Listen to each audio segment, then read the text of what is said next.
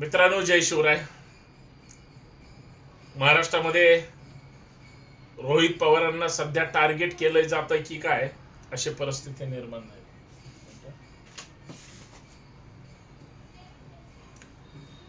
मित्रांनो नमस्कार, जय शिवराय. मी संतोष शिंदे.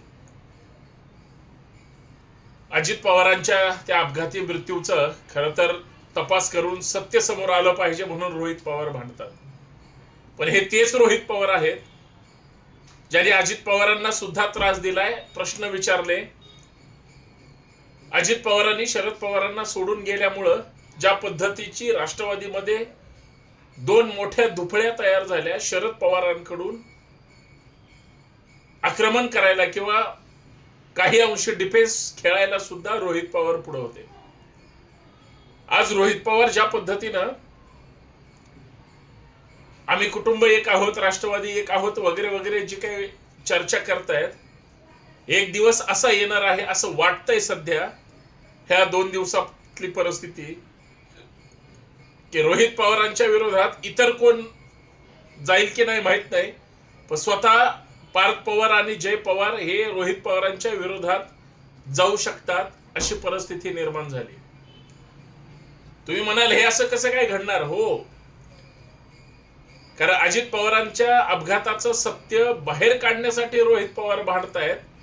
त्यांचा तो एक वैचारिक संघर्ष आहे आणि दादांच्या झालेल्या अपघाताबद्दल त्यांना न्याय पाहिजे. इकडे मात्र सत्तेत राहून इथून पुढची राजकीय कारकीर्द वाचवण्यासाठीचा लढा सुरू आहे. पार्थ पवारांना टार्गेट केलं जाऊ शकतं. वेळ प्रसंगी पार्थ पवार सरकारवर किंवा एकंदरीत तपास यंत्रणेवर सतत ॲलिगेशन करतात म्हणून रोहित पवारांना म्हणजे अटक सुद्धा केली जाऊ शकते, नाकारता येऊ शकत नाही. आता तुम्ही म्हणाल कसं काय?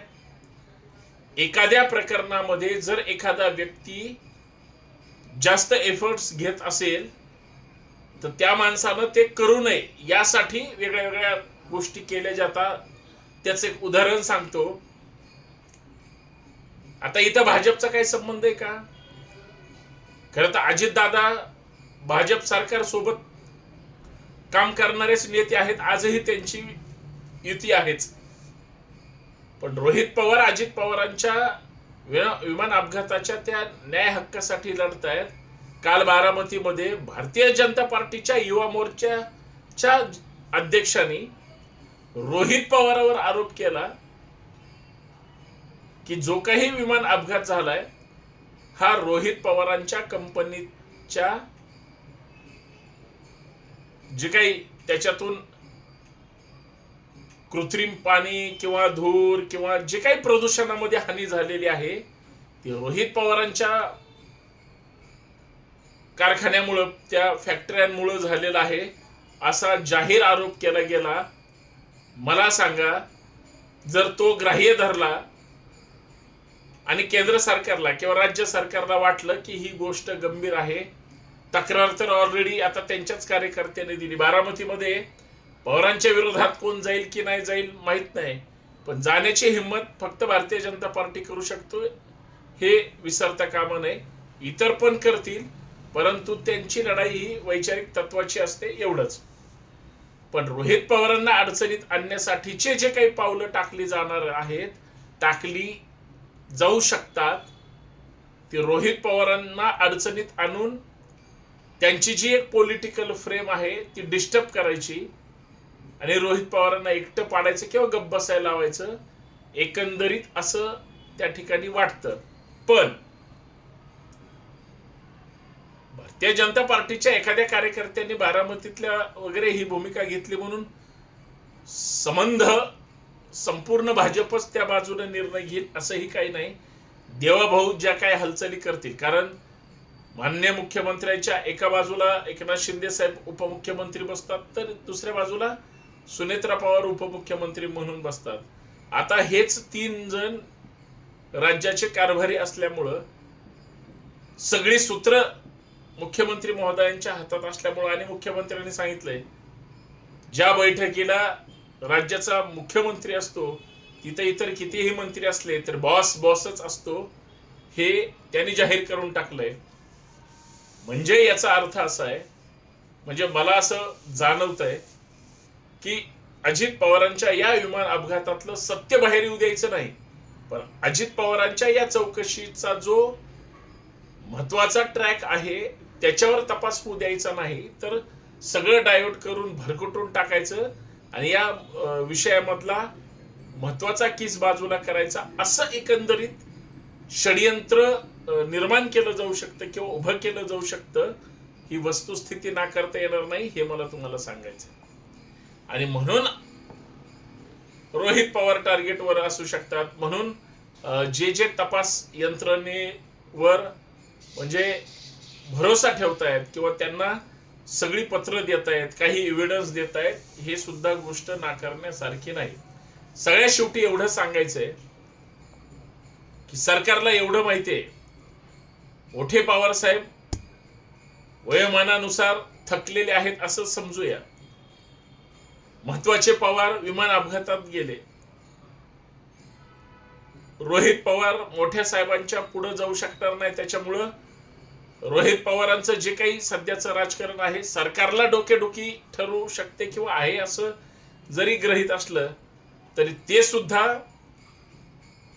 त्या अदानीच्या आणि इतर गोष्टींच्या नादी लागलेले असतात. त्याच्यामुळं सरकारशी यांचे विरोधाचे संबंध असले तरी थेट संबंध हे भाजप सोबत सुद्धा ठेवू शकतात आहेत, हे काही नाकारता येणार नाही. वैचारिक लढाईच्या जागेवर आहे.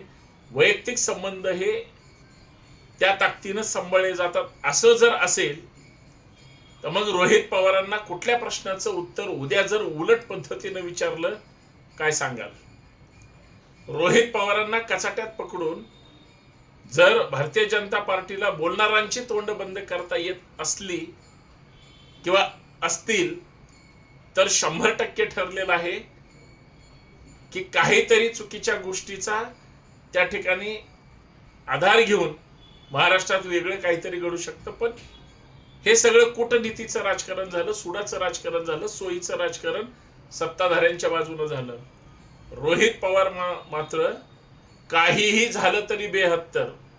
त्यांनी स्वतःच्या जीवाला सुद्धा धोका आहे असं कळत नकळत पत्रकार परिषदेमधून सांगितलं होतं. कारण त्यांना माहिती आहे आपण ज्या लोकांच्या आणि व्यवस्थेच्या विरोधात बोलतोय ते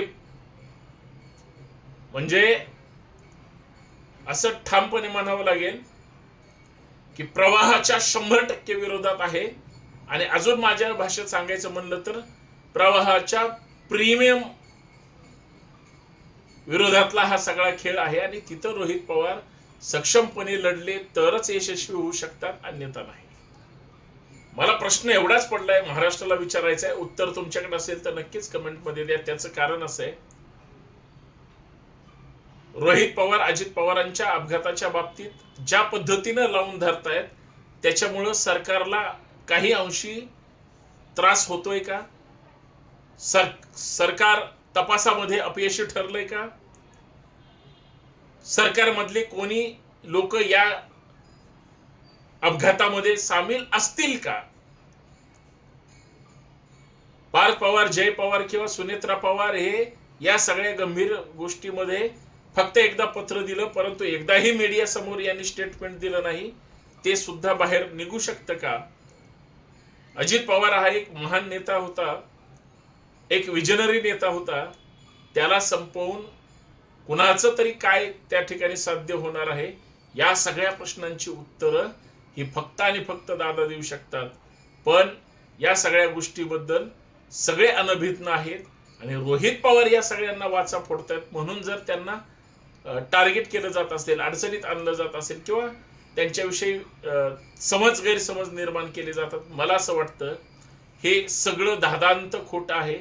जो माणूस हक्कासाठी लढत असतो तो प्रामाणिक असतो, त्याला बदनाम केलं जाऊ शकतं पण तो त्याच्या मूळ उद्दिष्टापासून कधीच दूर जाऊ शकत नाही. त्याचं नाव संघर्ष आहे. एवढंच मला या माध्यमातून सांगायचं आहे. बाकी बघू काय होतंय ते. जय शिवराय.